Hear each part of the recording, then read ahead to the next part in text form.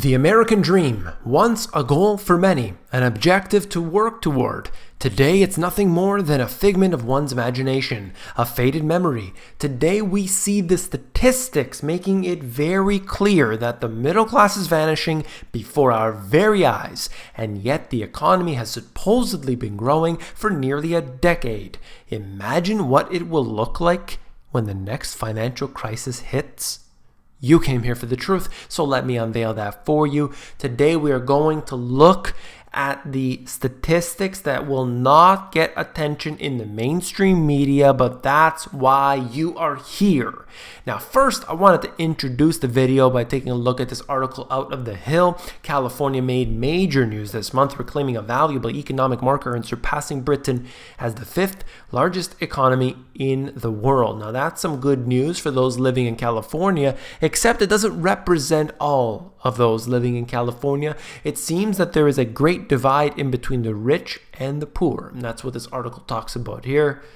Well, they're talking about the middle class and how they're leaving in droves. California society represents a modern feudal system of robber barons and the poor. So as I said, you have those at the top and everybody else. And that's the way it looks. I mean, we can take certain areas of the United States, Seattle, San Francisco, LA, Manhattan, maybe to a lesser degree, Miami, some areas of Texas, and a few other places where things are really moving along. But if you look into it deeper, you start to realize the truth that there is a very, very uneven system and the disappearance of the middle class. And I will show you the stats that back up what I've been saying for quite some time. They get into more of the details. The GDP in California now being $2.7 trillion. That is very, very significant. It is a big number. I'm not denying that. But take a look at this. Directly from the Social Security Administration's own website. I didn't make this chart. I didn't find a random chart on the internet. This is directly from the SSA.gov website. Distribution of wage earners by level of net compensation. Percentage of the total, 48%. Are earning less than $30,000. Less than $30,000. That's unbelievable. At the top, by definition, 50% of wage earners had net compensation less than or equal to the median wage, which is estimated to be $31,500 for 2017. Half of wage earners, their compensation was less than or equal to $31,000. What does that tell you about the state of the economy? I'm sorry, but if you think that $31,000 is good this day and age, unfortunately, we're on a completely different page. We're on a completely different book. We're not even on the same bookshelf. Look at that. 31,000 or 30,000, depending on what we're looking at in here. I don't really care because when I see what prices of homes are today, on average, pick a city where you have a major metropolis of 1 million people or more. Look at what the wages are. Look at how much housing costs. Look how much food costs. Look how much energy costs. Look at the amount that people paying for property taxes. Look at sales taxes. Add up all these things, $31,000 is not a lot of money. Now, you could have 2 wage earners in the house. You could have 3 wage earners in the house, and I understand that, but it doesn't matter. We're talking about people who can't get by statistically, and I'm showing you that right here and now. We need to understand the truth before we can go and fix it. People just keep dumping their money into things they don't even know anything about. Why? Why? Because they want to make more. And who doesn't? We all want to make more money, no matter what the situation is. We got things to buy. We got food. We have energy. We need shelter, and so on. These things are important, and I understand the reason why people do this today. But unfortunately, people have taken it too far, and in the next crisis, they're going to be wiped out. They're going to lose their shirt, and it's not going to be pretty. New record for number of homeless students in NYC. Homeless students.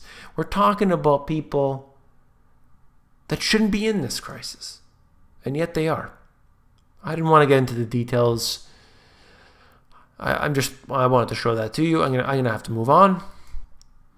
This is something interesting now. We're looking at from the SSA website again.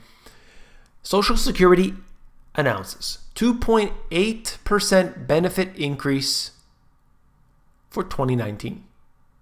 That sounds pretty good. Cost of living adjustment here. Going up 2.8%. And that's 62 million people who get their Social Security benefits.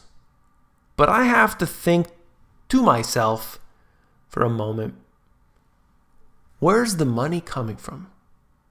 Social Security is an unfunded, bankrupt scheme. So we take from the people working today to pay the people who need it today. There's no saving into a pile. There's no investment. There's no surplus. They lied to us. And this is truly the state of affairs we're dealing with right now. And you increase by 2.8%, which, by the way, doesn't factor in inflation. 2.8%. It's not enough. But that person's thinking, well, you know what? I'm getting a little boost. That's great. So I'm sure the person getting the Social Security benefits, they're probably happy that they're getting any increase at all. Their cost of living is probably moderate. I'm assuming a lot of people, they really start to just get rid of all the things they don't need as they're not making any more income. Maybe they're not going on vacation. Maybe they're just staying at home. They eat at home. They eat basic foods all the time. They're not spending a lot of money, perhaps. And of course, this is a generalization, but their cost of living, they try to bring it as low as possible, okay? This right here shows us that if they can somehow keep up, they're taking more from the pile that's not even there today. That's my concern that I have. There's not enough money to begin with, and then you're taking 2.8% more. And at the other end of the spectrum, luxury jet market is so hot that even used planes are selling. It's harder and harder to get a used plane today. What does that tell you about what's happening within those people who are big earners? Obviously, seems like they're doing pretty well. But something's going to change definitely very soon. Is it going to be today? Is it going to be tomorrow? Is it going to be 2019? I don't know. But the longer it goes on for, the worse it's going to get. Now, this is something, I'm changing gears, but there's a reason why I'm doing this. Stick with me for a second. We're talking about dairy farmers. The farmers, they don't get a break. We probably had a surplus of milk in this country for too long. We're seeing that unwind itself. And what can't be sold, even at a discount, gets dumped. What are we talking about here? Well, the amount of milk that's being produced today in the United States is so massive that they throw some of it away. Well, hey, there's always going to be waste. There's always going to be some level of food that gets thrown away. There's no doubt about that. In the food industry, it happens.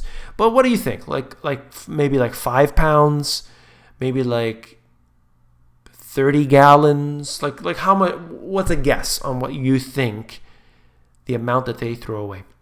more than 43 million gallons of milk were dumped, lost, I don't know what happened with that, or discarded by dairy producers and handlers in the first 8 months of 2016. This is insane. The amount of waste that happens today. 43 million gallons. There will be a comment down below that suggests that 43 million gallons is not that much, and I'd like to say hello to that person directly. Thanks a lot. But anyway, 43 million gallons is a lot. And the reason I say this is because we have a very silly system. When you allow the government to control everything, they decide that milk should be priced at this level, that wheat should be priced at this level. They decide what companies do well, they decide what industries do well, and they decide who goes out of business, when, and how it's going to end. They are deciding everything, and they do so in such ridiculous terms and situations. If we don't need the milk, stop producing the milk. If we have too many dairy farmers, then we don't need any more. And I know that's bad. If you have a family and you've been doing dairy farmers for 3 generations, what are you going to do? That's what the family business is. I get it. But when we have a system set up in this way to incentivize certain things that don't need it, we start to run into problems like this. That's why we are in the state we are today, because they have too much damn control out of every corner and every facet of this economy. That's all for this video. If you found it informative, please give me a thumbs up. When you give me a thumbs up, you're supporting this channel, so I do appreciate that very much. Last but not least, if you want the financial education you were not taught in school, then these 2 books have it all. I get into everything from A to Z, the foundational principles, how to make money, how to be able to manage your own finances. Check them out at the link in the description. If you're more interested in the audiobook version, you can get that at themoneygps.com.